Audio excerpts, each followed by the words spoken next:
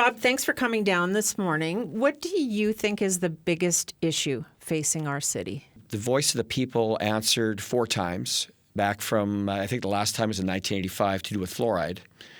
And it was voted against by my grandparents, my parents, and myself those times. And to me, when they got in, I thought when they voted fluoride in, that was total disrespect for the voice of the people, because the people had spoken 4 different times. And to me, not to put it to the people. And then when they so I'd say the fluoride in the water is a major thing for me. And I guess to me that is in terms of the, I mentioned in the little blurb that I did to do with water, the fact that you cannot put a price on a human life, and we're made of 80% water.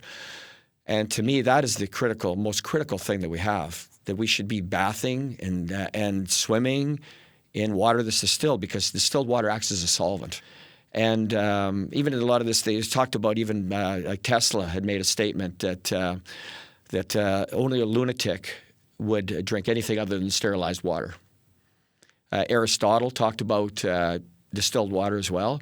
And when we're talking about external things like infrastructure, it's infrastructure of ourselves. In other words, our body is our temple, and we should be looking after our temples, number one. And if we talk about health being number one priority.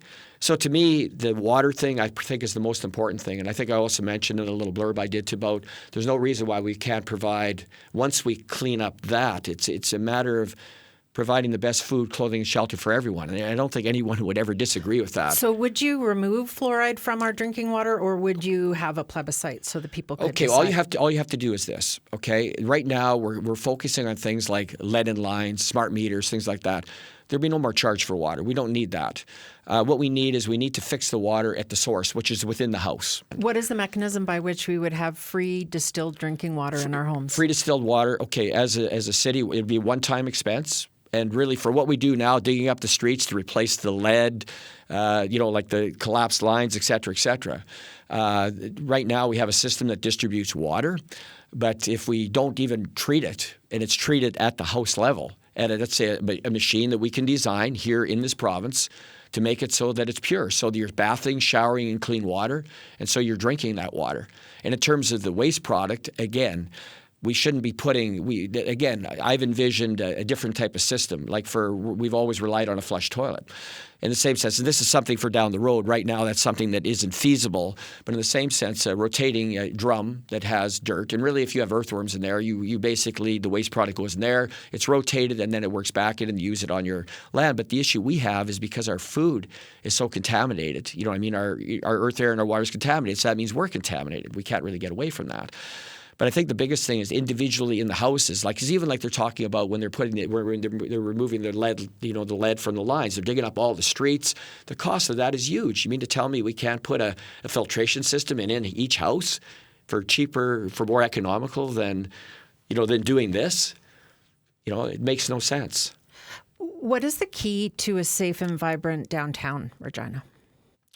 I would say to be out there for myself. This is my own life that I live. I visit with all the homeless people. I'm not afraid of anything in this city.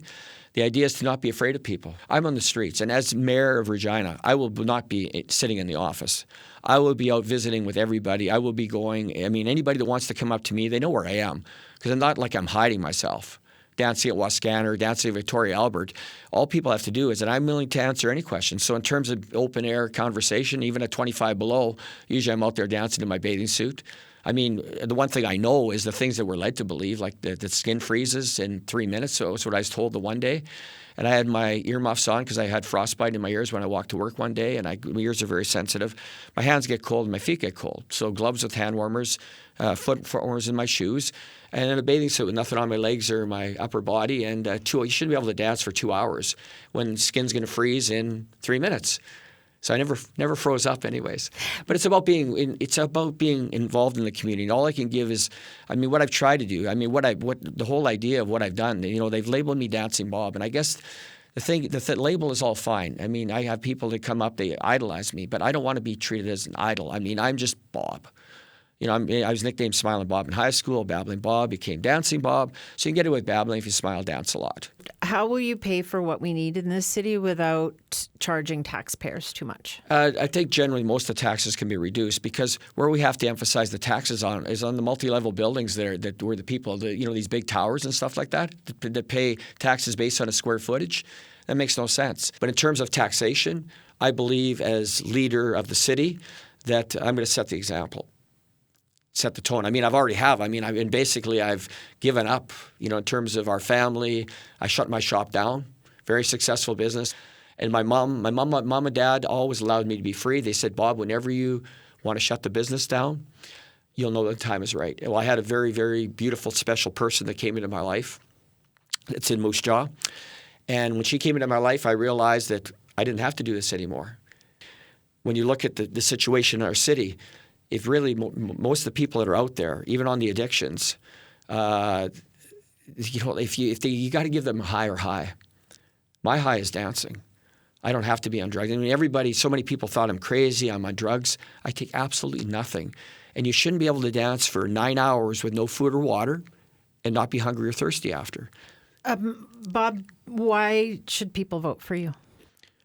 Because I'm going to lead by example. I won't. Everybody knows I'll give it all I got. Thank you for coming in today. You're welcome. You're welcome.